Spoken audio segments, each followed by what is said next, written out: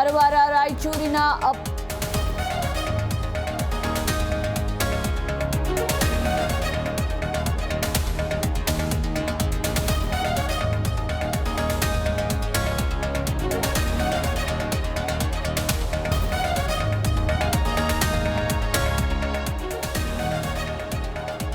AICC ಅಧ್ಯಕ್ಷ ಮಲ್ಲಿಕಾರ್ಜುನ್ ಖರ್ಗೆ ತ್ಯಾಗದ ಮಾತು ಯಾವ ಅರ್ಥದಲ್ಲಿ ಹೇಳಿದ್ದಾರೋ ನನಗೆ ಗೊತ್ತಿಲ್ಲ.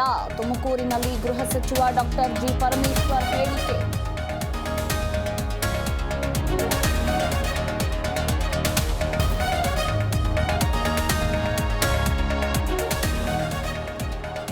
ರಾಯಚೂರಲ್ಲಿ ಮೈಕ್ರೋ ಫೈನಾನ್ಸ್ಗಳ ಟಾರ್ಚರ್ಗೆ ಅನ್ನದಾತ ಬಲಿ.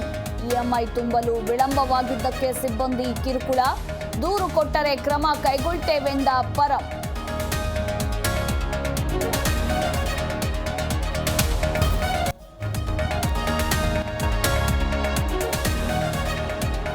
ವಿಜಯಪುರದಲ್ಲಿ ಕಾರ್ಮಿಕರ ಮೇಲೆ ಅಟ್ಟಹಾಸ.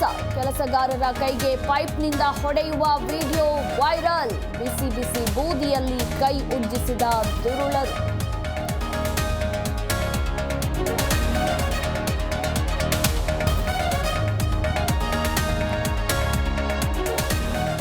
ರಾಮ ಮಂದಿರ ಪ್ರಾಣ ಪ್ರತಿಷ್ಠಾಪನೆಗೆ 1 ವರ್ಷ.